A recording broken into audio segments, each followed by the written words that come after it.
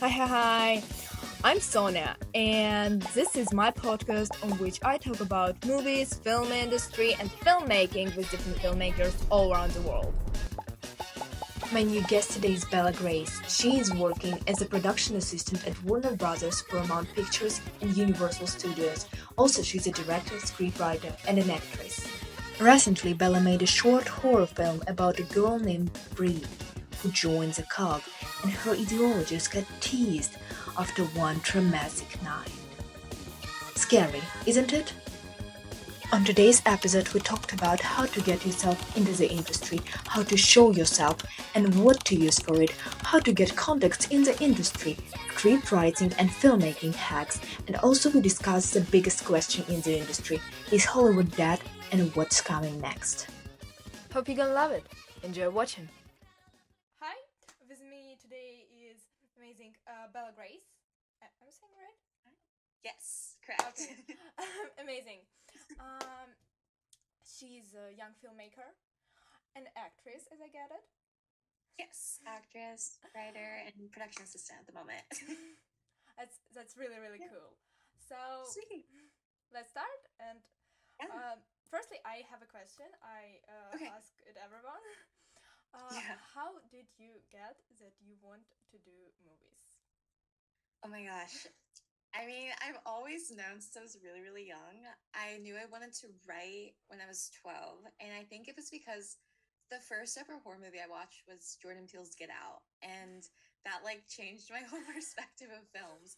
I just loved it. And I was like, I would love to make my own stories. So I knew I wanted to write since then. I feel like acting didn't come until high school, I think. And that was very different. I've always wanted to do it, but I think it was just more like I can't get out in front of people because I was a bit more shy definitely throughout middle school, but then that like changed after I finished high school and I was like, no, I love doing this. So definitely I knew I wanted to like just in general be in the industry at 12, but to do a bunch of different things, definitely I think that changed throughout COVID. And yeah, that's when I realized I want to do this like full time. And so I studied it. I did as much as I could to get information from people who are working in the industry so I can understand how the business works and just to get in the door as fast as I could. So, yeah.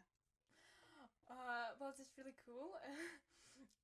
I think COVID changed a lot for everyone because Oh, I for sure. personally, yeah, yes, but I mean, at the time of COVID, I was like, before, I thought that cinematography is like my hobby, like filmmaking and stuff, Mm, but as a COVID, I was like, no, it's not. yeah. Yeah. No, cinematography is I've always like thought, oh, I should try it, but I feel like I have so much appreciation for like all the DPs because it's a hard job. And I mean, I definitely realize it's not the department I'm gonna go in, but I give so much respect to all the cinematographers out Actually, no, there. I'm not a cinematographer myself. I just like messed up the word. Mm, yeah. It's not my native language. Sorry. Yeah.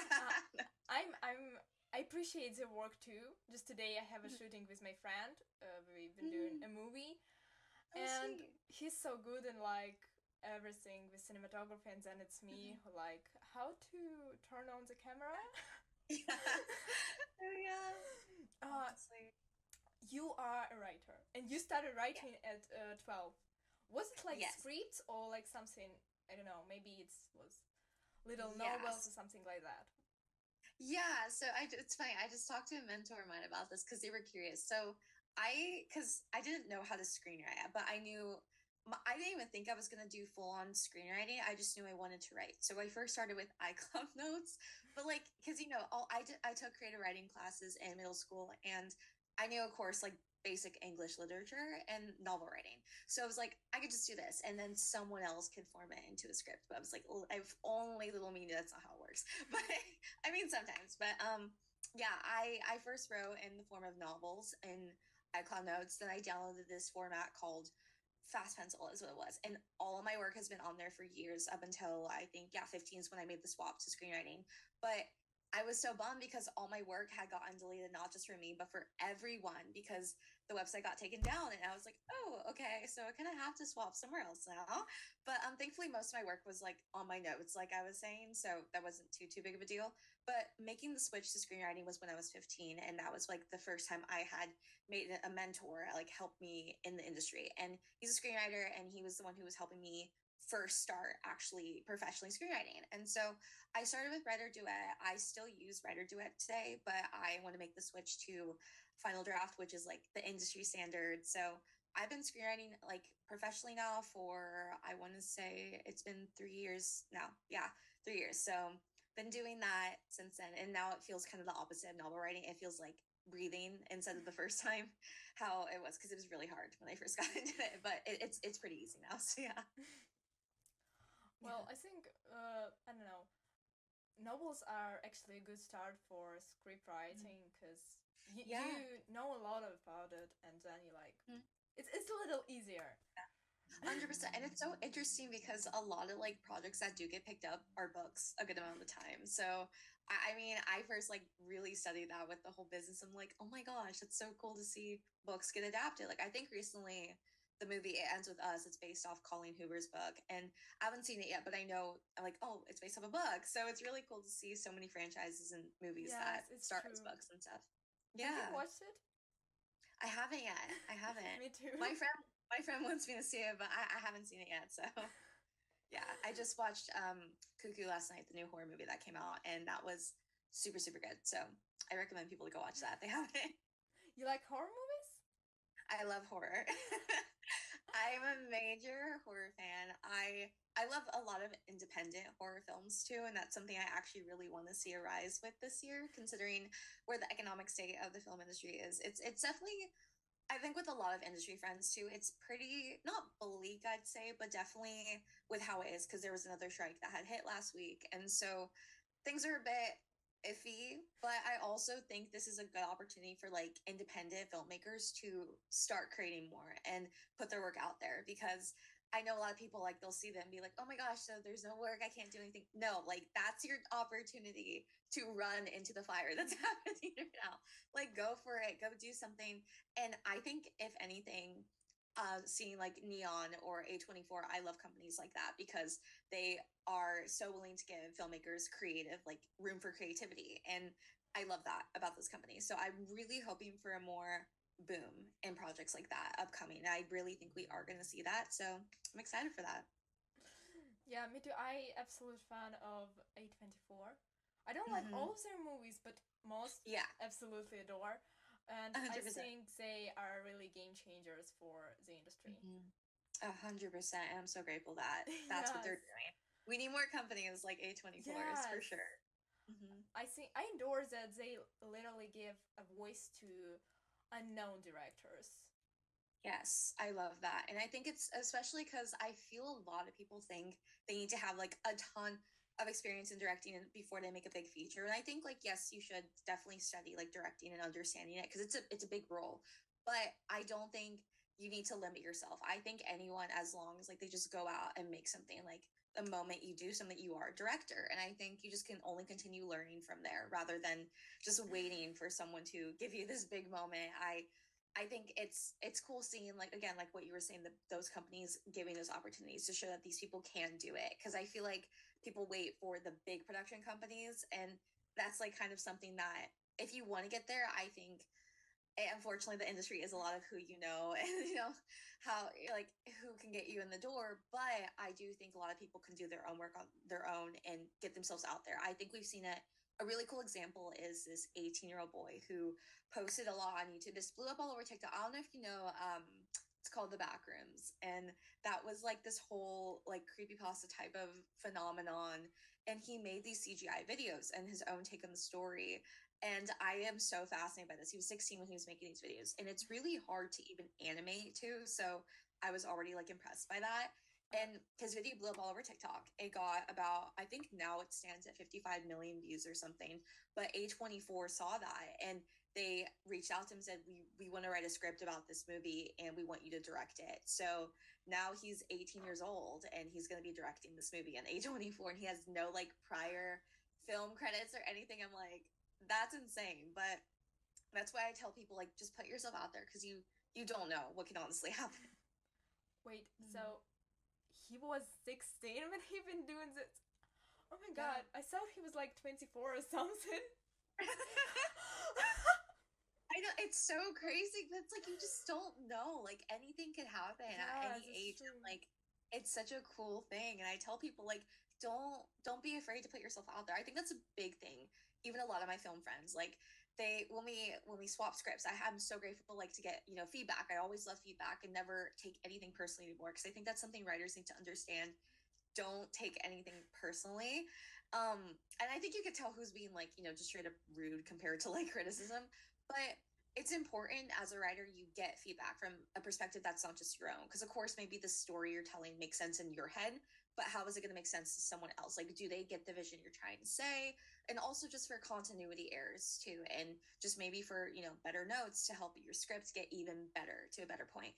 So just I've had friends that told me like, I don't want to share it because what if they who cares if they don't like it? Like the thing is, for me, someone could give me a script that may be a romance or a comedy, and for me, like I said, I'm a big like horror or sci-fi type girly, and it doesn't mean that the script's bad, but like those genres aren't straight up my alley. But the writing could be amazing. It's just, however, if I was a producer, I would be like, I'm gonna pass, not because your writing's bad, but because it's just not up my alley. But I think it's a great script. That's why I tell people like, don't have that like fear, because if you do, you're like, you can't better yourself as a writer, and that's like the biggest thing I always like tell people. Well, that's true. That's absolutely true, because I think for a really, really long time I was even scared to show for the scripts that I do for the people like I love, for the closest people I have. But then I was like, who cares? Like, let's just do this. Yeah. But still, I think I don't know. I think now, what's really good thing, like the same with backrooms, the internet is really helpful, because you really have an opportunity to show it to someone. You not just say like, hey, I have a movie, please watch it. They can find it. You can even like PR it in the TikTok and something, and you can show it to people. Yes. It's really cool. Absolutely, yeah. That's why like I got TikTok again recently, and because of TikTok, I've like literally met other people from the other studio lots. They're like, oh, I'm also a production assistant. Do you want to go get coffee or meet up? Like, I want to do writing, producing, or directing too. And it's cool because these are the people you do want to be friends with. Because as we grow up, we are going to be, the newer generation of filmmakers that come into the door, and you want to work with these people. And that's why I feel like TikTok's really opened the door, because I literally got it about maybe 2 months ago again. I had it deleted for 2 years, and I realized like I want to get myself out there, but like I don't want to post on it. I think that's the thing about like the whole fear factor is, I have friends and family that haven't seen me in this like light. But they started to know when I did my short film. They're like, oh my gosh, like she's doing filmmaking. But I still was like, I don't want to post it on Instagram, so let me make a TikTok and post like to people who can't find me. And it's been really, opening the doors to meet so many amazing people, and I'm so grateful for that. But I've just kind of like gotten over, it's like in this industry you literally cannot be afraid like to put yourself out there, because it's such an industry where you kind of do need to put yourself out there to meet people and other creatives if you want to share your ideas, like you were saying. And also about TikTok, literally, as much as my friends, I asked them the question the other night, more for like a kind of like a business standpoint. I was really curious. I asked them, where do you find the most advertising for when you're going to go watch a movie or for TV shows? Like, where do you see it? Like, do you get off a billboard, trailers, or whatever? And they said, well, I'm not going to lie, probably TikTok now. I'm like, yeah, and there's nothing wrong with that. But it's really cool to see that TikTok is really dominating a lot of these things. And I think people who want to get their ideas out there, just post on TikTok. Like, it's free. You can easily build up an audience and just keep posting. Like, maybe it might seem slow some days, but just keep putting yourself out there, honestly. Yeah, absolutely. TikTok now is I did one episode, but before I've been PRing myself too, and I don't know why, but mostly even though I have TikTok, like I've been using mostly Instagram. But really? When I started to post on TikTok a lot, I understood that there I can PR myself better and can show myself, because in Instagram I don't know why, but like my mom watched these videos like No one else. And in Oh TikTok, yeah. it's a lot easier to get an Mm. auditory, which is really Absolutely. cool. This Mhm. platform, I adore it. I- yeah. Actually, all the news, like all the stuff, I know from TikTok, not Yeah, from no, anywhere else. 100%. TikTok has honestly been so, like I said, opening doors, and it's really, really cool because Yes, it's free and it's not something you have to pay for to like put yourself out there. yes. I think for like artistic people, just Mhm. musicians, filmmakers, and I don't know, painters, everyone, it's the Yeah. best because there for sure someone gonna see you. I Oh, 100%. from like a lot of countries, I found not just filmmakers but different artists that I want to like connect with, or Yeah. different music that I listen on Spotify now. Like everything, Yeah. it's so cool. I know. And it's definitely so amazing to see a bunch of different people like put themselves out there. Like I even when I scroll on my For You page, I'll see like you not just filmmakers, but like musicians, artists, and it's really cool to see that and people just promoting even like businesses. I think even though like people sometimes will say like, oh, it's pretty cringe, like I don't care. I feel like you kind of have to be cringe sometimes. And I love Yeah. and I like just saw an interview of Chapel Roan literally say that. And she said before like she had like she's literally so huge now, but it took her 10 years to be to where she is. And she said in that interview like you kind of have to be cringe before you can be more stable with where you are. But I love that she said that, and I feel like it doesn't really matter because at the end of the day like you're getting yourself out there and it's benefiting you. Just stop thinking about what other people are going to think because it's more so what you want. And at the end of the day, just put yourself out there, meet the people that also are supportive of you and have the same interests, and you will continue building an audience. I think that's such a really sweet thing. Yes, absolutely. Absolutely. Yeah. Yes. And I think for example, like we talked about A24 and stuff like that, uh for them it's really cool platform too because it's one of the easiest way to find Yes. new, for example, filmmakers as backrooms. Yeah. It's a It's really so cool sick. idea. Did you I know know. that? Did you know that the backrooms are Mhm. actually just some old place in Texas, which is not just Oh my karting? God. I saw that. I was like, where the heck? Because I first, because no one found the photo for years. So I thought it was like maybe like just CGI made, but then Yes. like they found it. I'm like, oh my gosh. Yes. Okay. It's so, Absolutely. yeah, It was but it's crazy. mind Yeah. changing for me. But it's crazy that that one photo of that one place like created this whole thing, and Yes. it's so interesting to see that. And Yeah. it's so creative. It's actually just a photo of a room. Yeah, and I love how people can take like a photo and turn it into a whole story. Like that's such a Yes. cool thing I see like for filmmakers. It's like, Absolutely. oh my gosh. It's so cool seeing that. And I love seeing people come up with different ideas and then, Yes. of course put it to words. And it's so fun because I'm in a writers group in LA, and we were all talking about how it's like they have some friends who will come up with mainly ideas, but they never execute it to like words. And that's another thing like I do want to tell writers is like you kind of to and my friend said too when I met her, she's so sweet. I met her from TikTok. She's a PA at Paramount too, actually. So we just met recently, but she was talking. She said, I feel like to some extent writers at least do need to write. Like, and I know that sounds very basic, but honestly, I do see a pattern where people will come up with more like ideas rather than putting it to script. And I know it can be hard too, also because making a story is very complex. It's not just like I have this thing I want to do because it's easier to say I have an idea versus I have the whole script done and ready. And and especially like when making a pilot or a feature, those are very drastic things because it's like, are you making a 30-minute or a whole hour drama? And it's a bunch of different components that go into it. But I think at the end of the day, people just need to write something in general. And again, I saw literally another TikToker post that, and she was saying, I know you guys are gonna get mad at me. It's the most basic knowledge, but I feel like people say I'm gonna write it eventually, and then it never comes to a point where they do. And it's like, but here's the you never know. And I've actually like been through this one time where I was telling one of my mentors, I have this like project I want to start working on. And or I didn't say start working on because then he asked this question. I said, there's this project and it's about this and XYZ, it's this genre. He's like, oh cool, do you have the script? And I'm like, oh, I do not. So that definitely was a pretty interesting lesson for me. But yeah, I think at the end of the day, just keep on writing and make something, whether it's one sentence a day, literally one word. Sorry if that was so loud. One word a day. Literally, just keep on writing. I told the writers. Yes, absolutely. But I think so that some people, like I know people like that, who have really great ideas, but they just, I don't know, they can't write. Like when they start to write things, you're like, it have Yeah. no logic at all. Yeah. But though, I think that's why people should work together to make Yes. the best of this idea. Absolutely. I think because this used to be me in the beginning where it's like I didn't want anyone else getting involved in my projects, but as I started to get into the industry and actually working, I realized it is important to be collaborative and work with people for insight because I've had amazing people give me a thought like, oh, I loved your pilot, I loved these two characters, I would love to see more of them, or I would love to see more of this, like, aspect you had. I thought it was either really creepy or it was really good and I want to see more.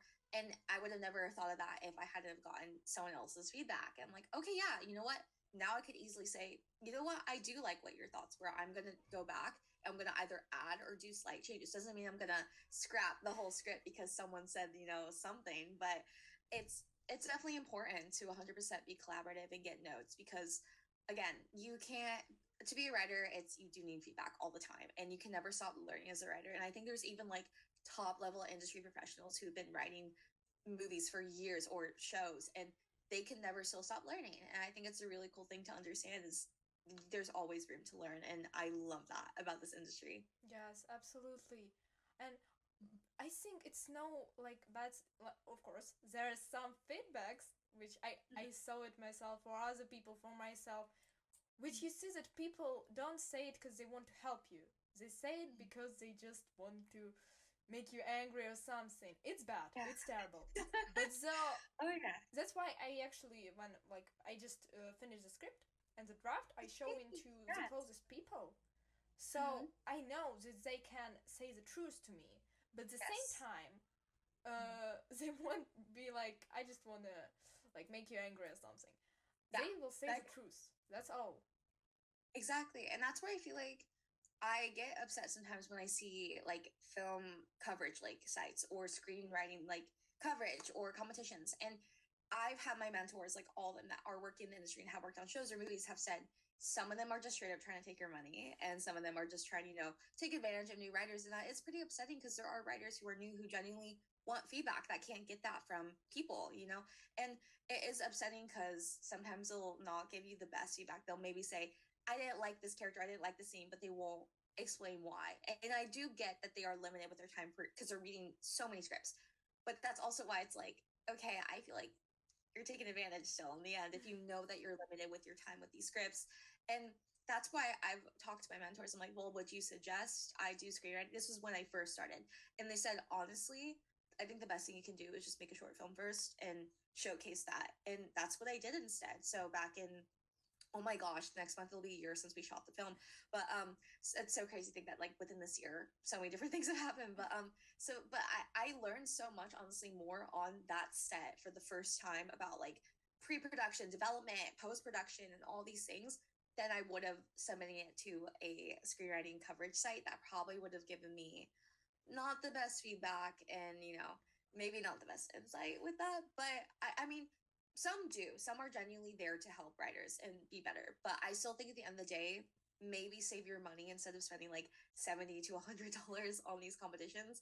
And maybe ask film friends. Like that's why I tell people like networking is so important, not just for the sake of like being people, but like you want to also have genuine conversations with these people. Like you want to go out to coffee or lunch and not, I tell people like don't go in expecting something from them because that's probably the worst way you can make a relationship. And it's just, and people could totally see through that. And unfortunately I've gotten my fair share of that with actually old school people. I left my high school sophomore year, so the last years I did online so I could specifically start pursuing the film industry, and my parents started investing the money we were spending at that school into my career, and I'm so much more grateful for that. But after I did the short film, me and my friends posted, like I know my genuine friends, and they were the ones that worked in my film, so we posted about it, and there's people like reaching out that I hadn't talked to in years. I'm like, okay, like, and some were genuinely so sweet, saying, I remember when you were so young talking about, and it's sweet that people remember that. But you can tell there were some people that reached out saying, oh, I'm an actor or I'm a writer, and it's like, okay, that's so cool, but like, I can't do anything about that. So it's like that's definitely not the way you want to go about it, but maybe just ask. I would love to have some of your time, if I could take you out to lunch or coffee and actually pay for their lunch and coffee, because I've also heard some stories from friends that have gotten people reaching out to them that they just and never ended up paying for them, and it's like, oh, okay. But it's just, you need to network, you need to meet people, put yourself out there and state what you want to do, because as a production assistant too, I do share a lot about being a production assistant, but I also make it very evident I want to be a writer and director and actress. And because if I don't say those things, all I'm going to be is a production assistant, and nothing wrong. I love being a PA. It is super fun, honestly. And I've met so many people and I've gotten really cool meetings because of it. And it's also taught me the work ethic and how long these days truly, truly are. I mean, the last weeks have been so insane with the schedule. I mean, my sleep has been like, everything feels like a fever dream, but I love it. And it's because I tell people too who want to get in this industry that you have to be mentally and physically prepared. And I think people really underestimate those things because they're very long hours. You may deal with people yelling at you, but not because it's a you thing. It's just there's a lot of stakes and there's a lot of money and time on the line. And it's a lot. So I tell people, if you really want to get in this industry, you've got to prepare yourself and to not take anything personally and just do a good job at your job and stuff. Well, actually, I don't know. I also think that it's really important to, uh, as we talk about, like, just do, like, just write a script. But also, I think nowadays we have an opportunity to, like, I don't know, say, make the short film, to also show yourself, like, with just iPhones. iPhone's 100%. Yes, because actually that's just how we are doing the movie now with my friend. We just like iPhone. No, we have like some cool lighting stuff.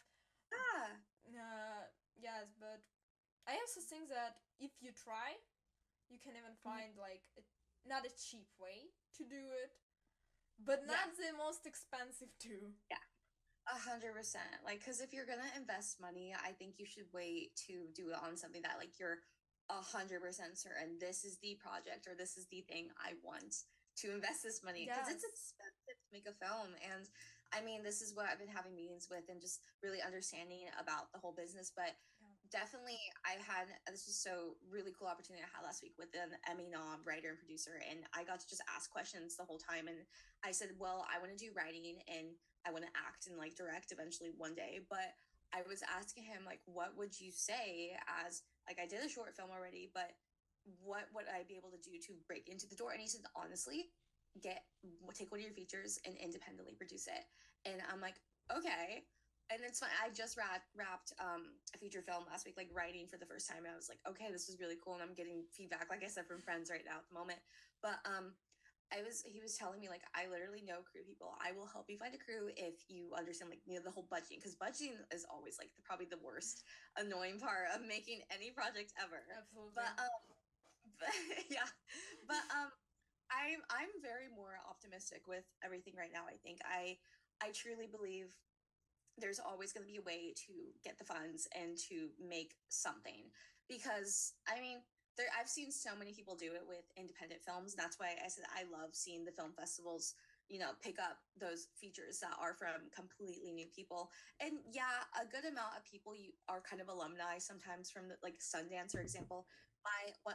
For the short film I did, we had a baby that got cut out, but the mom of the baby, she's now my mentor. She's a judge, and I think she's the founder for the South by Southwest for this the new film festival coming up. And then same with Slam Dance and Sundance. And I got to ask her questions about it, and she said, well, a good amount, it's like 98% alumni, I think, for Sundance, she said, and 2% is like the ones that get in. I'm like, that's crazy. But it's great because she was being so insightful, saying like, well, now like you do have that gateway in. So I'm like really trying to look at that and think, okay, if I make this feature, I really want to go about like, what are my ends into there? Like, what can I do to get into that door? And like, also, I think filmmakers should really look at of course, the genre of their project and think, what really study what production companies or what, places would this fit at? Because maybe your dream could be, Blumhouse or something, but your project's like a romance. That's obviously not the mix for that. But if it's like an independent type of, could have like the weird vibes of like an A24 film, perfect. It's gonna go to A24, like if that's what you want. But of course, it's like easier to say that than to actually get it to there. But definitely look at where your project will find its home, because there's so many places your project can be, but it really also has to match the vibe of those places. So like that's kind of like where I'm standing is I want to make a feature film, but right now I'm just going through meetings and just kind of like a lot of feedback at the moment to really understand the script and better myself with the story before we go into any pre-production or development, even because it's more so the development project right now. But yeah, I love, again, learning the whole, like a feature film is such a different ballpark than a short film. So it's it's really interesting to see all this. But I think what's great about working as a PA on sets is you get to learn still like the production process too, and for the like for the productions. And it's been super insightful to see that and learn there. But it's definitely cool to also see it from the like the boss side, like of being a director or a writer. And it's really, really cool to get that, that feedback. So I'm excited for where that'll go, hopefully. But it's definitely a lot. And I just think, like you're saying too, even to pick up an iPhone, like literally you have the resource in your hand. People are like, I need an Ari Alexa. No, you don't. You don't. It's true. Like, it's true. I think that's just one rule, that before start you should start with like the little project. I mean, like, I don't know. I have a lot of like ideas, scripts and stuff, but I choose the easiest one, not the easiest story, but the easiest to make. Because it's like I don't remember like the name of the genre. Like it's a comedy, which it's a documentary with actually a comedy, like office and stuff. Because I got that it's really fun. I loved it. I write it. I don't know. I was loving to write it, but when I been looking what I want to do, I was like, it's really, I can make it. It's real. And I don't know. For example, I had an idea for sci-fi movie, like a big sci-fi movie. I was like, no, I don't have a budget for it. I don't have. Girl, I get that. It's my first movie in which my friends, like my family are not even actors. My friends are acting a little, but like in local setters. Yeah. And I've been making it, and like, they wouldn't be in sci-fi movie for now. It's But this little movie, I hope it's gonna be good. I'm scared a lot. Yeah, the fear is always like it's never gonna not be there when you do something. Yes, I'm now doing editing, and for me it's the most stressful part because I'm closer and closer for the result, and I'm like, oh my god.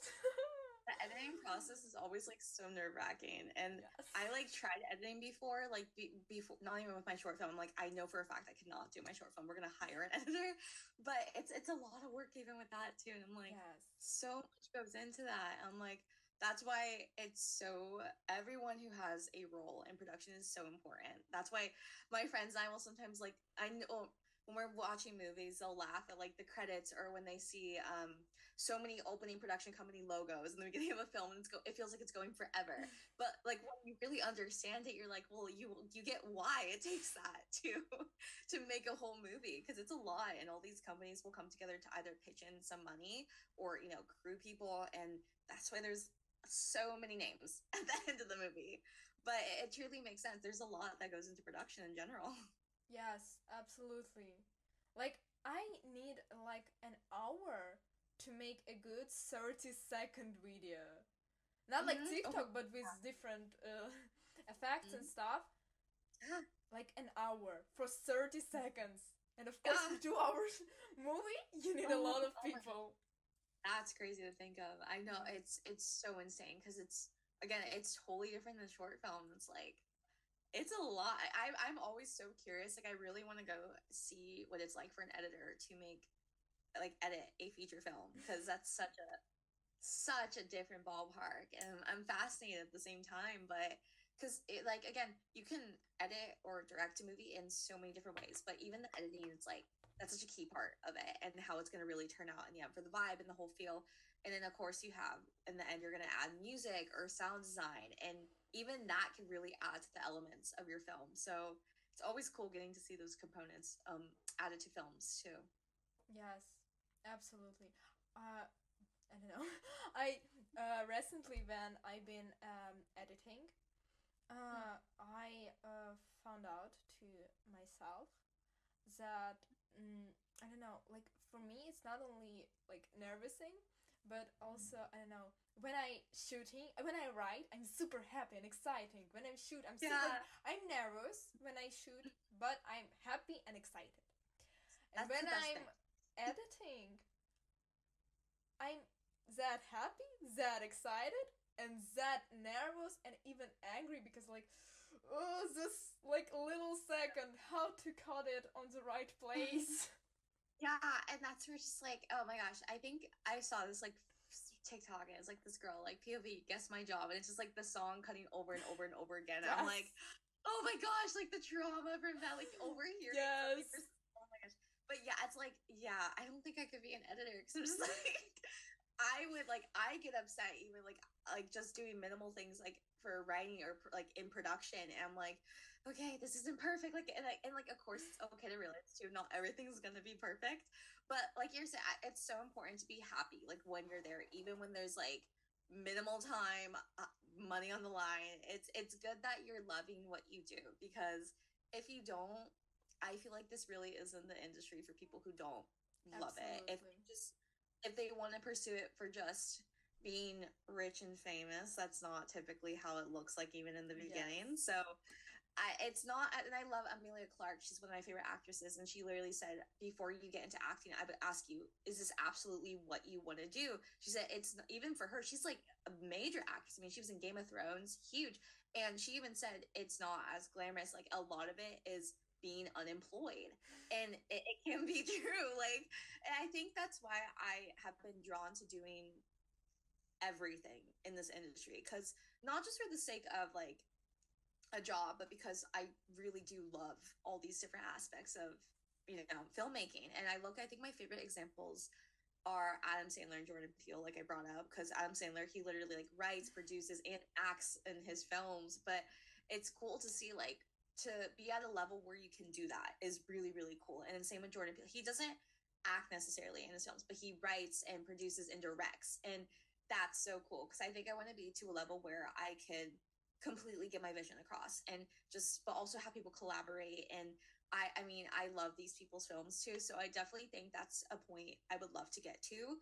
But I'm just so drawn to all aspects. I think I'm happy if I would just get to do one on a project and stuff. I think actually it's like the most important part in all of the creative jobs. You need to know that it's not about popularity, it's about doing a lot of work. As in actually all the industries, but in Yeah. other industries, you know that it's not about like popularity and stuff. So people for sure won't go with all other industries because I just want to be famous. Like, no.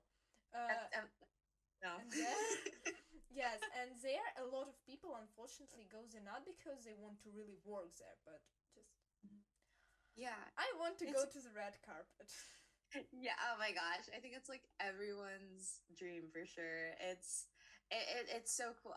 It's especially like when I'll drive down in like Hollywood, like sometimes you'll pass by those things that look so cool. Like oh my gosh, well, I forget the name of the theater, but they literally filmed Maxine there recently, and that's where they had the premiere. But I loved that theater. It's gorgeous. My friend got to go, and I was like, girl. But it's definitely so cool getting to see that, and it's definitely probably got to be one of the most accomplishing feelings for a filmmaker to actually make it to that point, because it's like you went through the development, the pre-production, actual production, then post, and now you're here. It's a lot to get through. That's why movies take years sometimes to even make, and it's so insane to like really really see, oh my gosh, this has been going on for a long time.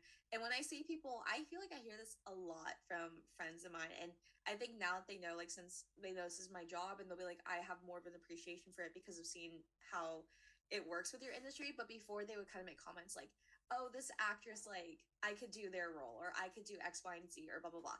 I'm like, and I feel like at least there's one point I was like that before I even joined this industry. But now it's like I'm not even like that anymore. I'm like, it's hard to even get representation because anyone who you see on the screen, unless they're, have nepotism, has to have like an agent to get a major role or to get, speaking roles, and a co-star simply. And that's hard on its own to get representation, to get an agent. And a lot of actors struggle for even years to simply find that one person who wants to rep them. But even going through the whole audition process, there is so many different, like, different rounds of going through the audition process in the audition room until you finally get the actual role. And you're competing against so many people. So now it's like I appreciate like those people because they are hard workers to be at that point. And I think definitely I've seen, if it's really interesting to me, a lot of people I've seen more so judging people in the industry are people I know that aren't involved with it or have more jealousy. And I, for some reason, thought when I was going into this industry, it would be more like other people who are filmmakers that would be more jealous or competitive. But no, if anything, they're probably the most supportive and kind people who want to see you succeed and you want to see them succeed. And I think that's a really sweet thing because from someone who grew up playing like softball, I knew I was slowly losing my love for softball and I wanted to do this instead. But softball was always just like competitive, even against your own teammates at times. And it was just, you always like, I have to be the best and I have to do, I have to be number one. And I didn't like that feeling. And especially since you're supposed to be working together. So I think what's so cool about this industry is you realize you're all working together to make a project become a thing at the end of the day. And it's such a beautiful thing to get to see that and become family with these people. Absolutely. Basically. Absolutely. Like in this industry, actually, like you work with not just co-workers, you becoming friends for this. It's exactly because thing. When you co-workers, you just have like the same like interest. You like goal. You have the same goal. Yes. And when you are artist, you should have filmmakers should have the same, not like mine, but they the same vision. They should understand each other. Because otherwise it's super hard to work together. 100%. And you kind of can't be like making enemies. I never understood why people make enemies on set, and I think it's I don't know. I can't wrap my head around it. But I always hear at least some sort of drama from a big movie that happened or some show, and it's like this co-star doesn't like this person, and it's like, or this crew member, and it's just like, but why? It's just you're all working so hard. You're working for the longest hours and like sometimes rough conditions. If anything, you would want to uplift each other and help each other get to just the best version that this project can be. But I mean, again, I don't know what goes down in those places, so it's like just still I don't understand. But well, definitely on the other side, like it's big projects, so there you not just work with friends, unfortunately, but you also like work but for actors, because as I saw, it's usually happening between actors. Because crew at the same time they have the same vision, and actors they were just like someone found them, and they acting together not because they have the same vision, but because they work for the movie. Unfortunately, I think that's why like the same with employment, everything. Actors are actually the hardest job in the industry. I definitely agree. Like, especially to find a job. Like right now, I think all my friends who are actors who are also rep by agents.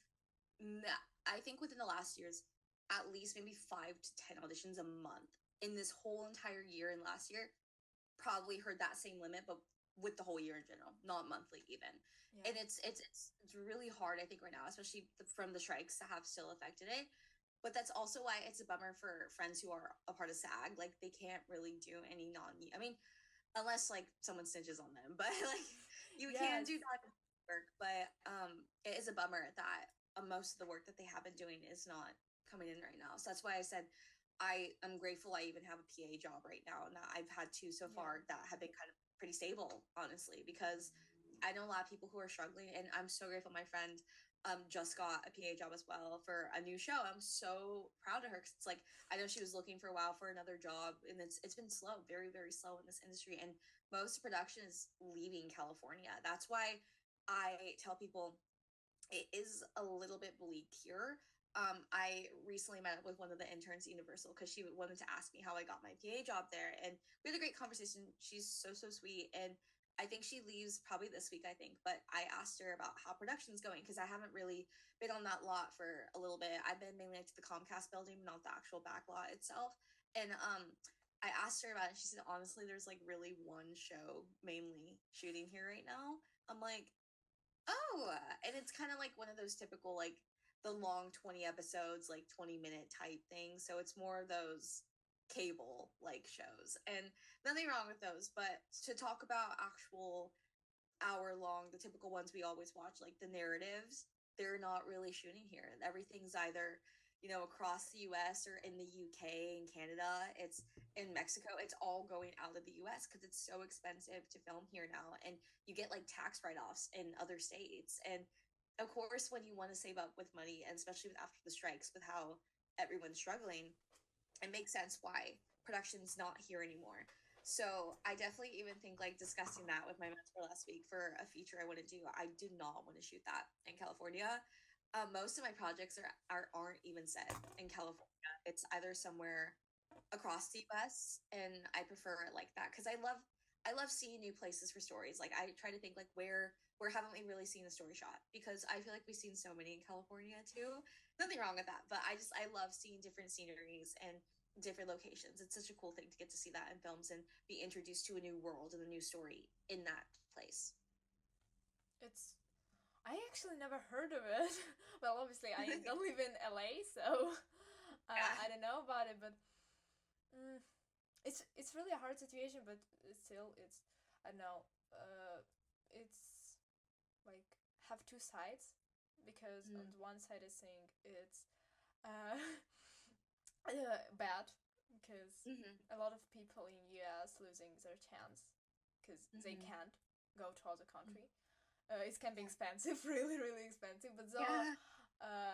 as a person in other country, I think it's cool because people from other countries to have an opportunity, because before like majority of projects, as you know, were made only in LA, and of course not all the filmmakers around the world could live there. Mm-hmm. But still, I don't think that it should like locate in one Yeah, country or one city. It should be worldwide because absolutely.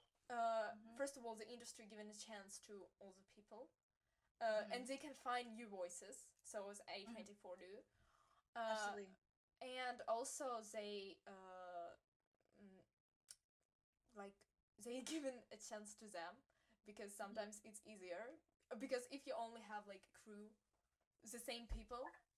sometimes the directors and everyone can get a little like old. I'm really sorry for that. Yeah. No, it's No. not about you. It's not about you. It's about Yeah. some old people in the industry. It's they not bad. Absolutely. They not bad at all. They amazing, but new voices should exist.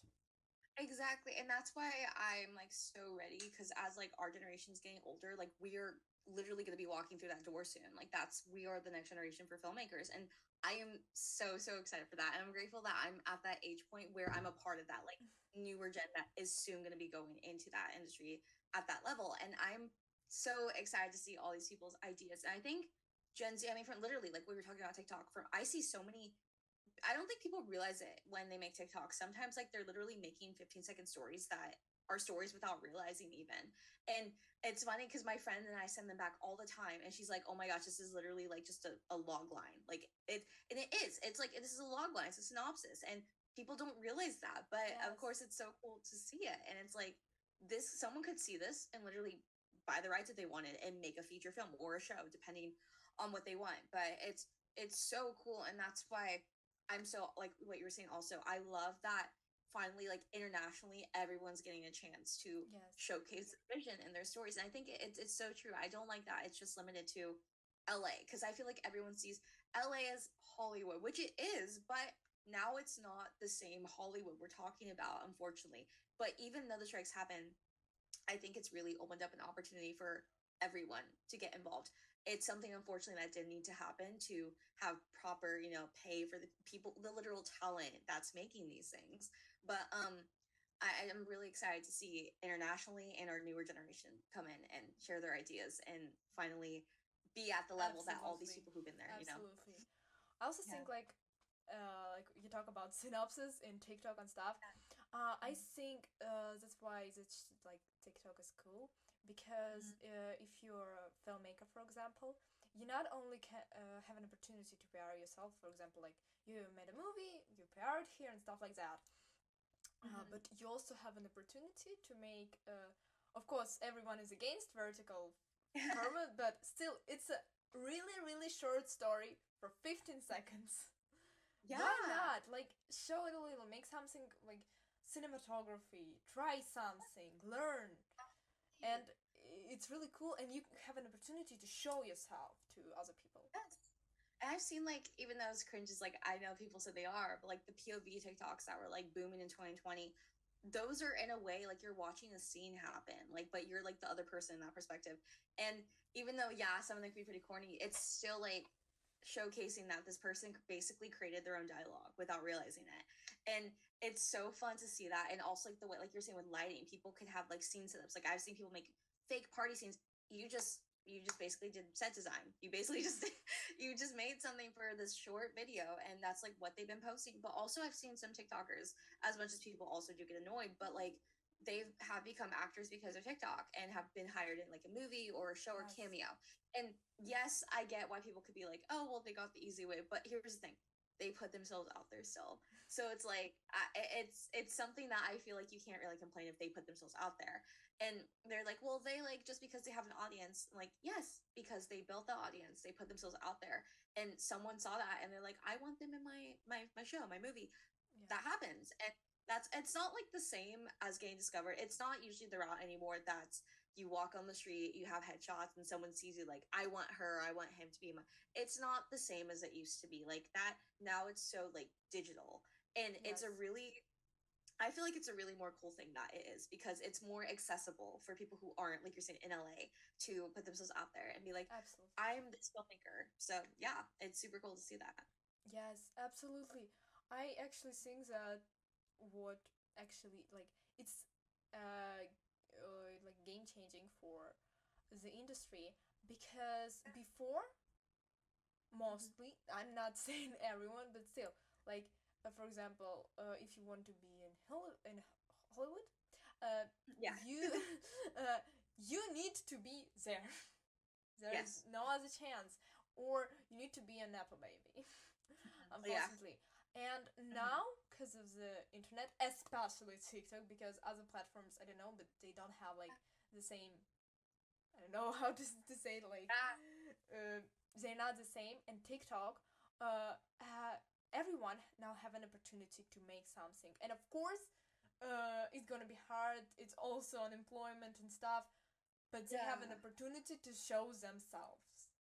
Yes, absolutely. And that's where it's like, it's been fun, like, especially because all I shared mainly was like, I think my show idea, and people reached out, like, if you need an actor for your like test pilot, or like, if you need, that's where I am okay with people reaching out like that, because I'm putting myself out there on that platform for that reason.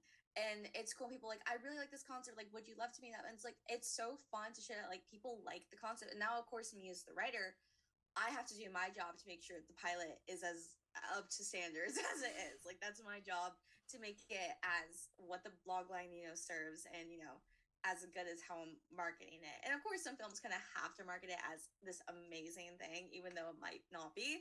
But still, I think as a writer, I really want my projects to be up to people's standards and to be at least at the level of pretty high expectations. But I never want to put out something that I think is even slightly, I don't like it, because if I don't like it, then I'm not going to put it out there. But I want to put out things that I genuinely love and I trust. And of course, I understand maybe some of my projects may not be for everyone. And that's totally okay, because like I was saying earlier, some projects are not my alley. And that doesn't mean that the movie or the show is bad necessarily. It's just not my type. And so I I try to challenge myself to write throughout all the my current challenge is to write the genres I said I don't like.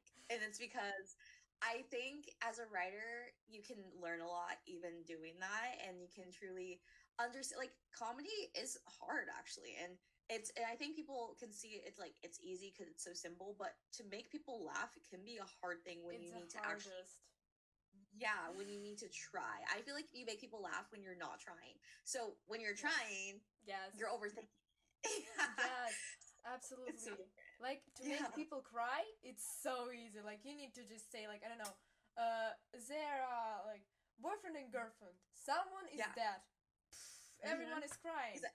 Yeah. Like, as if you build a great relationship with those characters and you bam, you kill one of them, get Yes. your audience right there. Mm-hmm. Yes, and to make people laugh, you need to really like cry for that. Like you need to work Yeah. for that. It's Yes. not easy.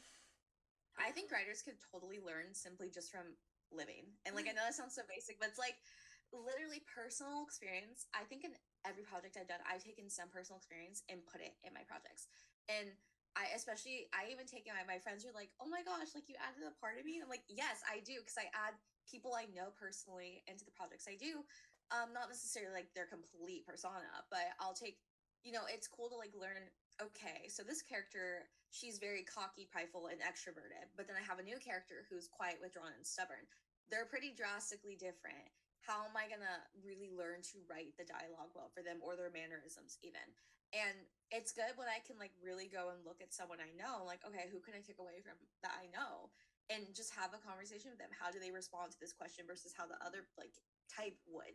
And it's really interesting to see such a drastic difference in that. And I love getting to take away from that and really study how we work as people talking or simply react, because some people are more extra, like they talk like this or with their hands are there, and some people are like kind of more quiet and withdrawn. And that's a cool thing to see people's like personalities. And it's cool that characters, I think, that I watch this really cool video. I watch Film Courage and Studio Binder all the time. They're some of my favorite film channels of all time.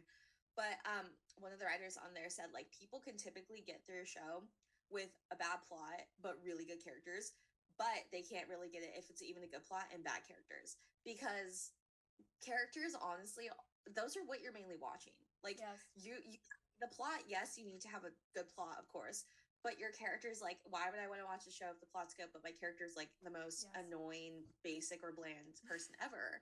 So Yeah, like it's I think you should like see yourself in those characters. Like Yes. unless in one character in the story, you should see yourself there.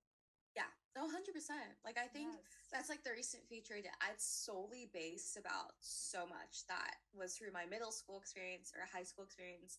And I'll probably post like on TikTok too about it soon, because like I want to like start sharing that idea out there. But I really tried to study, like, because in the mom, like, it's like literally very limited or minimal with the characters. And that's where you're saying find what's easiest to film, not what's the easiest story to film. So that's why I specifically tried to like very like, okay, I need minimal characters, minimal locations, but I have the concept is there. And I like really tried studying, okay, well, the mom is based around my mom. I really have to go back into basis about how me and my mom's relationship was back then and versus how it is now, and how is that going to develop throughout the film and by the end of it. That's what is so cool watching characters is you can, I love, and it's like seeing people like edit, like they're my favorite character, or I love their relationship.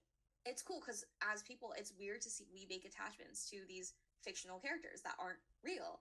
And but it's such a cool thing because the writer really did a good job at making these people likable or making them memorable. And I feel like so many people focus too hard. I need my character to be likable in order for them to be a good protagonist. Like, no, they don't need to be likable. The thing is, you got to make them just at least interesting enough for your audience to want to know more about them, or to either root for them or hate them.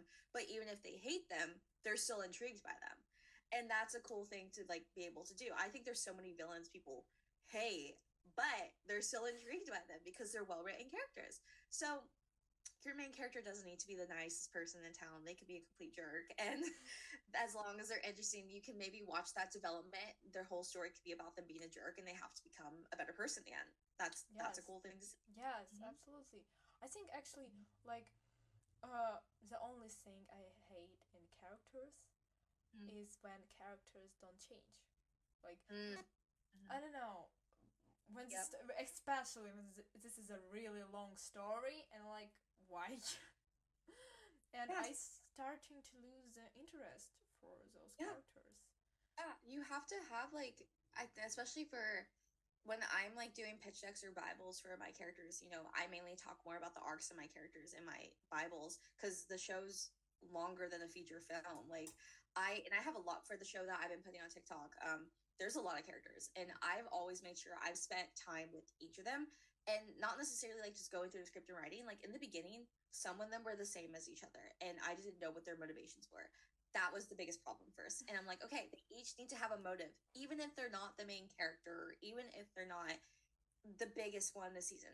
What can I do with them in the future seasons? And the relationships from other characters. And I've started to see, okay, this character is kind of like more withdrawn from his friends. How am I gonna get that to show him change in the end? In the end, he will change, but still he still has some of his personality, because I don't want him to be completely like sunshine and rainbows.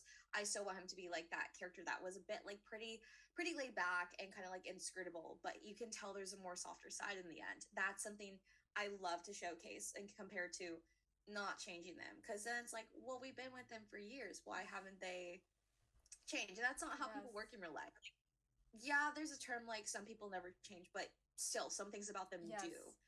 So that's Absolutely. something that's, yeah, that's a thing. They change at least in some way. At least a little of every time. Like, yes, for sure. But I think, okay, I'm sorry for that. I don't know. I like this show. I like this show. Mhm. Stranger Things.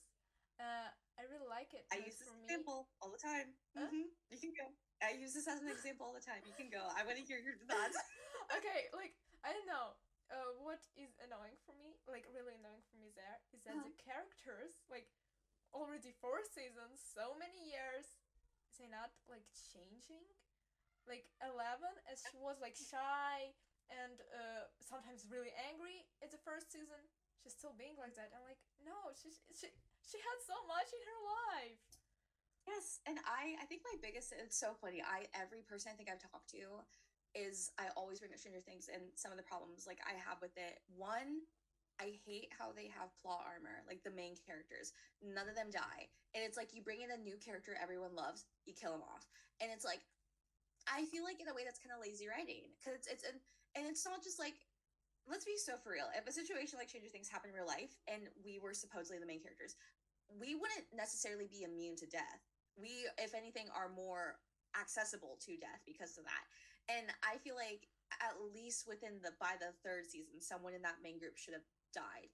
And then of course, like, like spoilers of like, I mean, we're already talking like about it, but like spoilers for the fourth season, like, I mean, we know what happened to Max and stuff. She technically should have died, but she didn't. And it's not because I wanted her to die, but it would have been so impactful because of what we've Yes. seen, everything, and the goal she's had. And it would have hurt even more. And it wouldn't have been like a bad thing to take her away, but it would have been impactful. Same with Hopper, I Yes. feel like in the third season, that could have been so an emotionally gut punch with the letter he left. And he's Yes. alive, so it really doesn't bring the emotions back necessarily. Yes, absolutely. Like, I know. Through like the years, when I've been watching first season, I watched it like 6 hours, not stopping. Yeah. I've been so excited for everything that's been happening, and then with every new season, like for the moment I've been watching already all 3 seasons. 3 seasons Yeah. were out, and Yeah. with every new season, like the period between watching 2 episodes becoming more and more because it was like nothing gonna change, guys.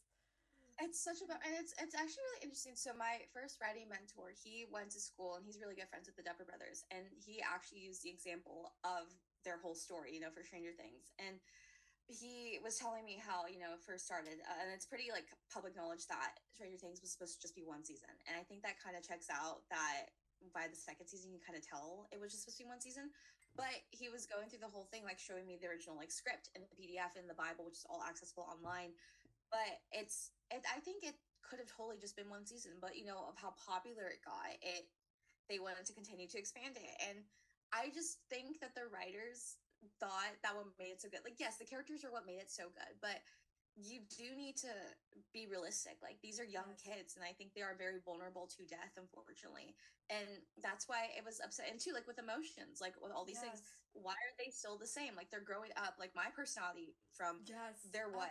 Yeah, Absolutely. they're in high school now, and I'm like, my freshman year, even if it was seventh grade, it's still drastically different from when I was in seventh grade. Yes. And so, why isn't it the same Absolutely. for 11 and stuff? So it's just, yeah, I it's was very interesting. so sad like when I watched the fourth season, and Mm. all of it like even my favorite characters, because like Mhm. Steve, Dustin, they're funny. I love them, Yeah. but still, I watch and like no, you should change, and nothing have changed for any of you. It's so sad.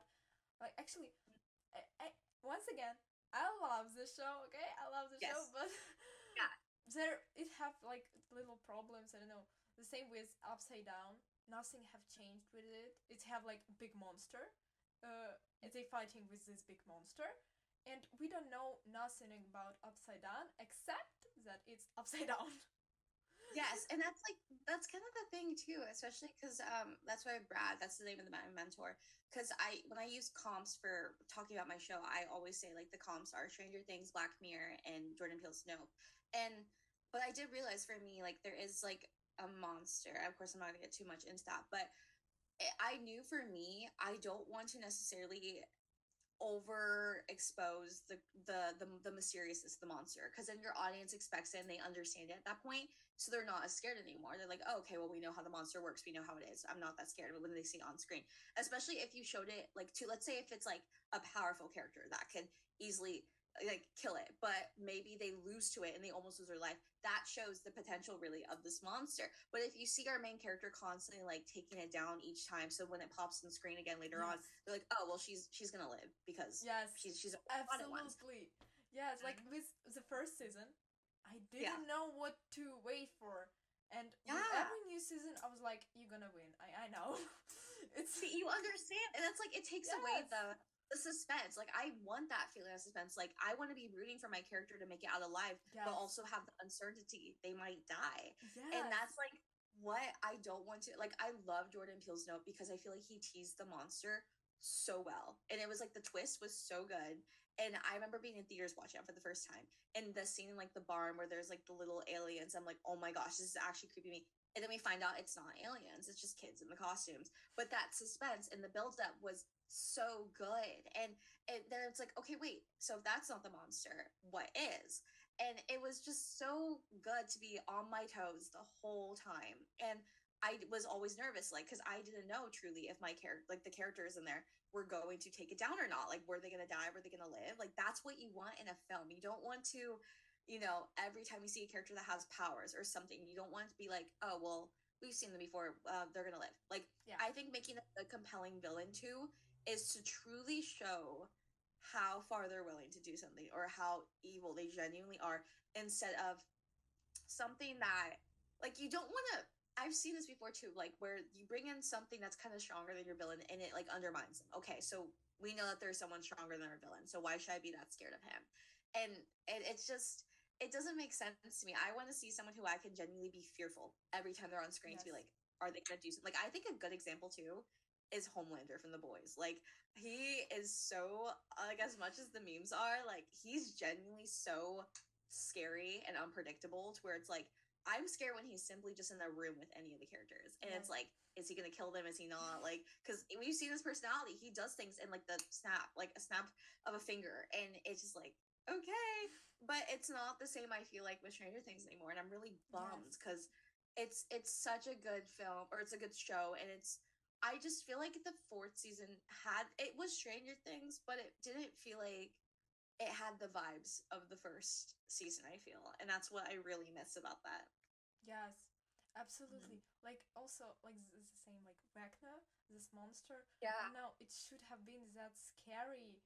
But for me, when I watched it, they show him and like this first girl. I don't remember her Yeah. name, but Oh, when they Christy. show he wants to kill her because Mhm. it's a terrible complex. I know people with this complex like when they hate their Yeah. body. It's terrible.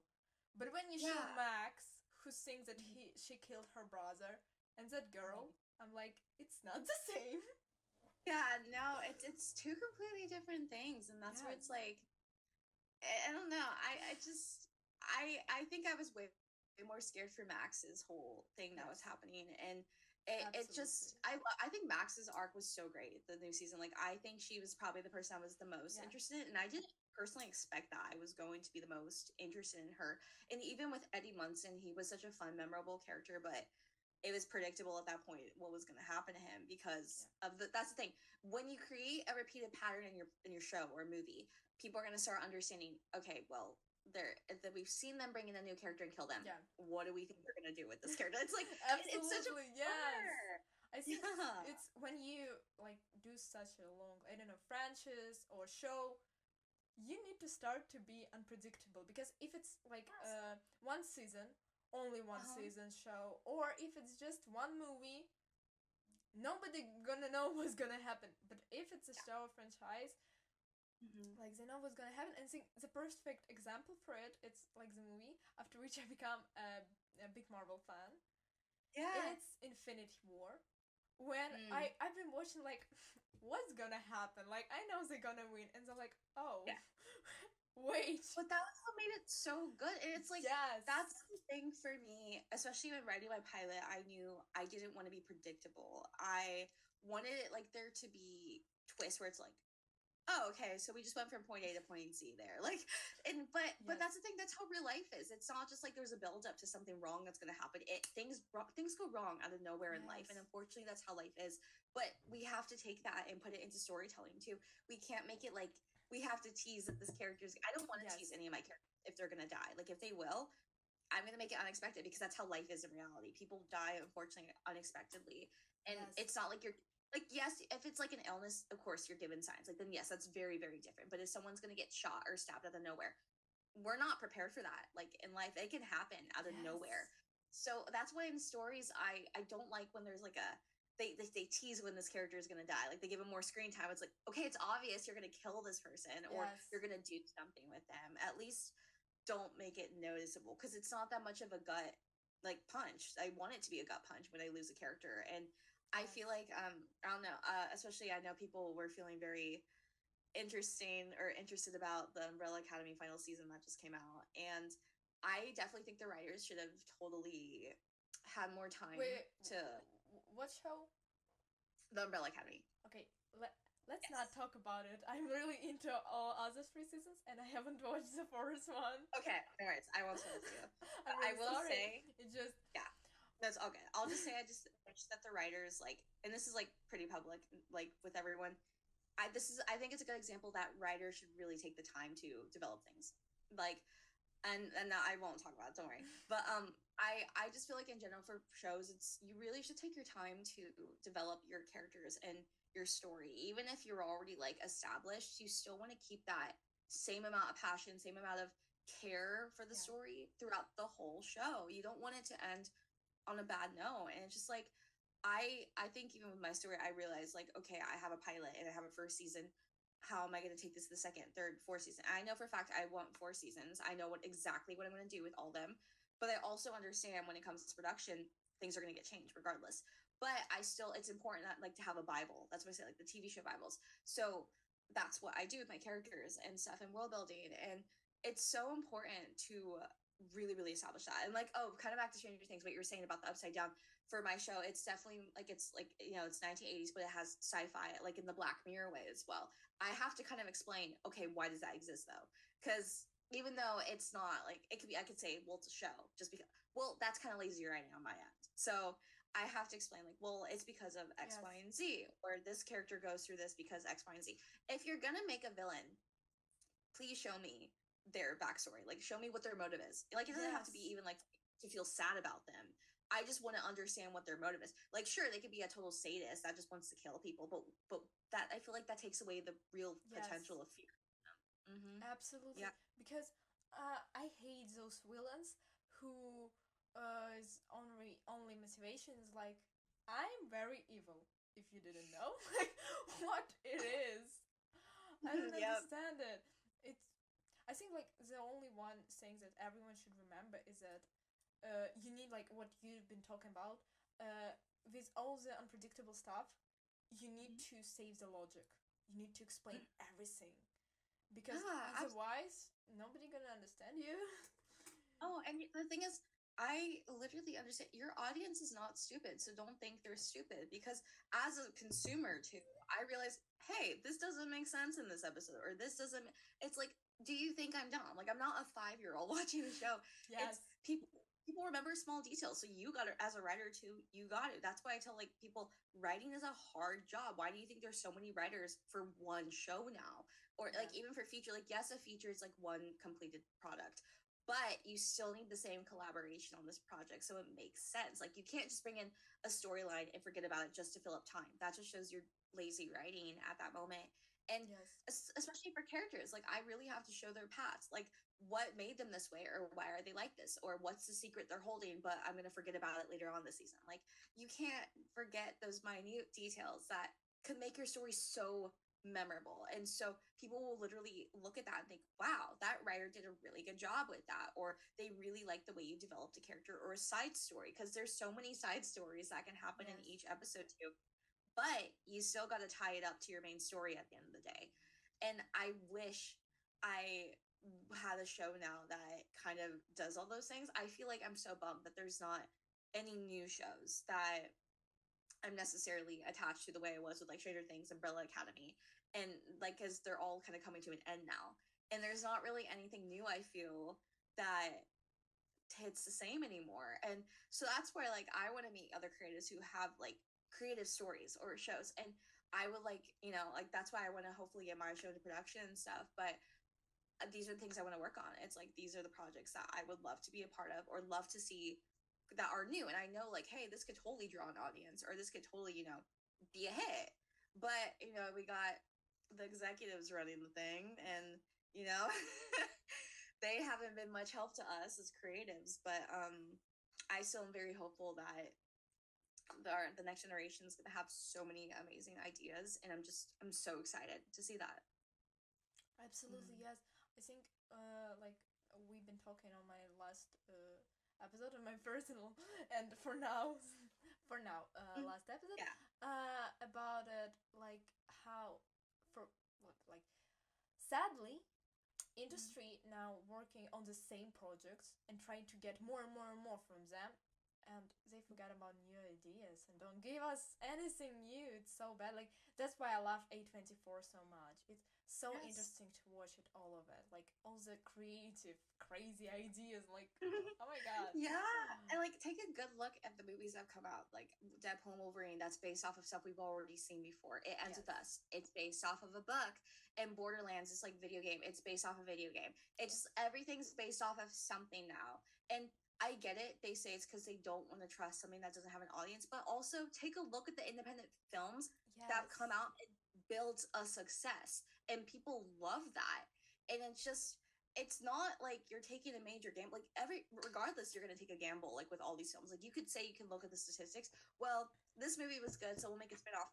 That doesn't mean the spinoff's gonna be good. Yes. Like you can't predict how films are gonna work, and that's why I think it just you got to really trust more so the passion and the craft Yes. for the project rather than it has an audience. Like that's the thing that annoys me the most, and it's so annoying. And I know for a fact because my show it's sci-fi too, and like what we were saying, sci-fi is known to be the most expensive type to get into production.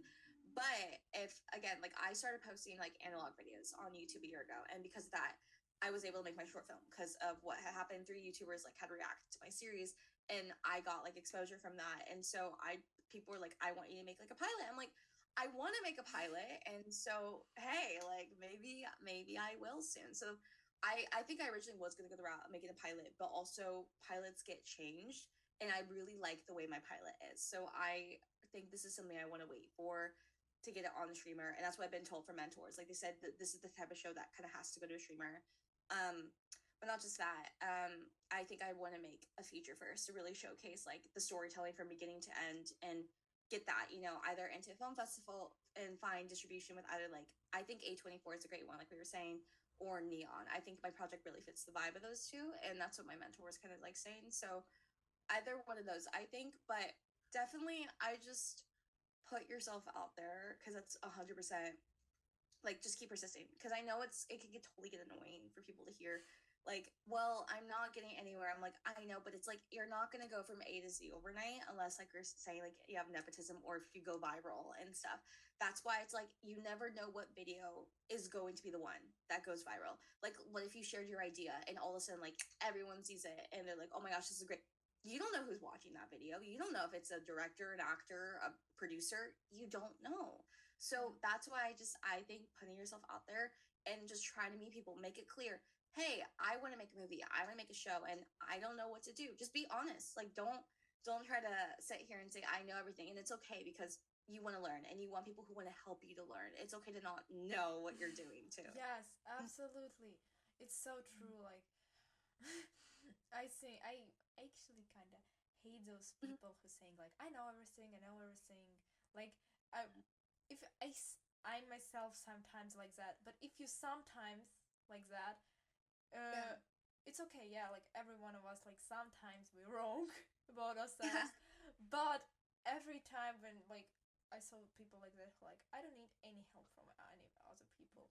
It's so bad for you, first of all. Yes, Like, why are you doing absolutely. it? It's even worse if you say that and you go into it and then everyone sees you don't know what you're doing. And then it's worse. Be honest, like, hey, this is my first time directing. I'm gonna maybe need some help. People will probably respect you more if you're just straight up that you're new to it. Because if you act like you do and you don't, people are just gonna assume you're a bad director. And you don't want Yes. people to label you as a bad director, a bad writer, a bad producer, a bad actress, all these different things. So just be honest. Like, with my short film, I was so nervous to, like, that was the first time I had like a lot of speaking lines for that, and I was like, everyone's watching me, and I made it clear, like, this is the first time, and I was really grateful. People said like it wasn't bad for your first time, and I'm like really grateful for that, because I was shy, and now I think I'm more comfortable with acting in front of people, and I think I could totally do it again if someone asked and be more confident instead. But yeah, it's you're gonna just have to keep on learning, and actors usually hate watching themselves regardless. So that's just how it is. But and I think even when you make a film, for example, a lot of writers will go back and look, oh, I wish I did this with the scene instead, or I would, like, you're always gonna have that, like, regardless of what level you get to, I feel. And there's nothing wrong with that. It's people are gonna see it from a different point of view than yours. So don't take it as you failed at the end of the day. You want it from people who haven't seen it, for sure. Yes, absolutely. Like, show yourself to the world. But Yes. yes, and about the learning, I actually when like for it was my first time like doing something. It's not big. I Yeah. think in the end it will be with like titles and everything. It will be like 4 minutes or around four Oh, wow, minutes. sweet. My short movie, but it was the first time doing something that big for me because before it Yeah. was like a video, 30 seconds. It's still it's still amazing that you're even doing anything, which is like that puts you Thanks. in that, like, top percent of people that are doing something. Well, and I think I love to watch like different videos on YouTube or in TikTok about filmmaking. I like to learn Yes, a lot about it. I read books, everything. I really love it. absolutely. But what I get, I Mhm. like I know so much about the industry, about how everything is doing, but still, while shooting, I've Mhm. found like things that I need to learn that before I Mhm. didn't know. And for example, like the most, like other it's like little details, mostly about Mhm. Shadowloo because I always really bad with that thing. But anyway, I try the best. But Mhm. like working with actors for me, Mhm. Oh, I've yeah. never know that it's that hard. And after shooting, I was like, I need to learn how to do this. Yeah. No, definitely. I think even for me, when I first, like, just heard the word director, I think the word directing sounds easier than actually doing. And Yes. because it's like people, a bad director, like, let me word this in a way that's not going to be confusing, will tell the actor how to act. You should never do that, because that's just bad directing. You want to get the performance you want, but you don't want to tell them, be more sad, be more mad. Like, that's what they're doing. But what you want to say is there a time, like, that you can pull that you remember, like, if it's maybe two sisters in the scene and they're supposed to be arguing, they had a really great relationship, but it's like we're watching it crumble apart. Maybe the actress can relate to that if she has a sibling, even if they don't have a bad relationship. say, can you comprehend that? Having to fall out with your sister, or like kind of going back to that, just asking things that they could truly imagine themselves in, rather than saying, I need you to be more mad at her. Because being Yes. mad to is a very vague statement, or not. Like, there's Yes. different ways. There's silent anger, there's loud anger. It's like there's so many different ways of being angry. You don't want to tell an actor to be acting as an emotion, because it's just bad Yes. directing.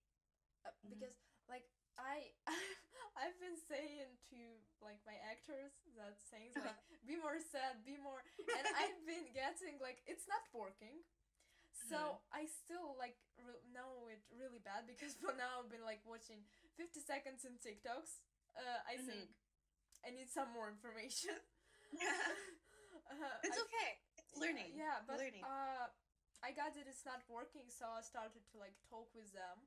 It get really a lot of time, but still, Yeah. I just started to discuss like the character and what they doing, why they are like that. Yeah, absolutely. Give them Like, like get to the root. examples of Yes. Yeah, it gets to the root. And I think, like, for a character, for example, like 11, like, you really kind of have to go back. Like, it's like, I'm really curious to see how, like, the directing goes. But to really understand, like, where her anger comes from, you don't, of course, you want to tell her you need to be mad. Why would she be mad, though? You really want to ask her Yes. that. Like, because she's grown up, like, literally as a lab rat. And to really think if that was you, that's a very traumatic experience if that were to be a real thing. So you can really tap into all of these things and just really figure out your character and wonder, oh, well, this happened to her, so this would make me probably act this way to this character. That's where you really can get to the root of those emotions and understand. And I think too, even for writers, is a pet peeve, and this is something I first used to do, and I'm so grateful. Like, now I'm older, like I realize I don't like doing it.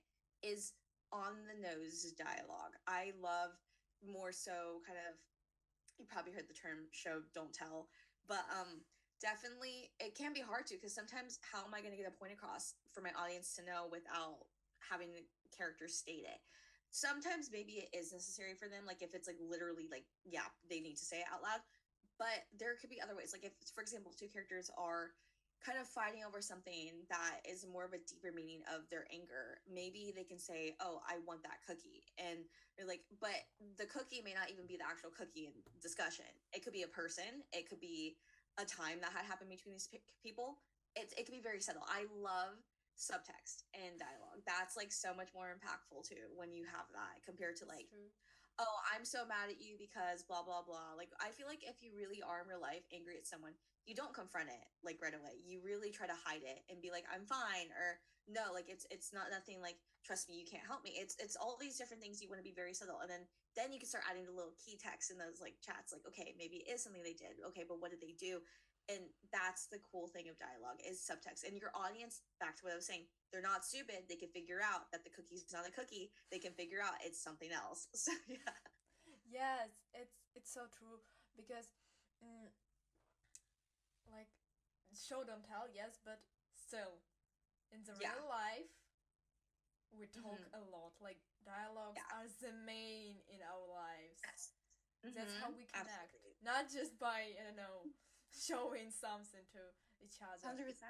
Yes, this is Yeah. why I think one of my favorite directors and scriptwriters it's Tarantino because Mm-hmm. he's I don't know like you listen into dialogues and even though like nothing happening, just two characters Yeah. talk, but you already know. So they don't even talk about their lives. They just talk about some other stuff, but already just by Yeah. how it made, you seeing Yes. them. You I feel like you understand Tarantino's. them. Yeah, I feel like his dialogue works too, because like, I know people say, well, it's weird, like it doesn't make sense, like it's not how we would talk, but it works because his worlds are not like our worlds. Like, they're very weird too, and that's what makes it so cool. So Yes, yeah. Mhm. absolutely. Well, I can say that I would like to talk with you a lot more, but I'm scared that the episode will be too long. Okay. Yes, Yeah. actually, I would like to Mhm. even like continue the conversation. Mm, Absolutely, yeah. yeah, you're so cool. Like for a I'm so really, thank you for reaching out. Genuinely, I appreciate it. So again, like literally, I wouldn't have met you if it wasn't for TikToks. Like, comment below, and subscribe for more. Love you guys.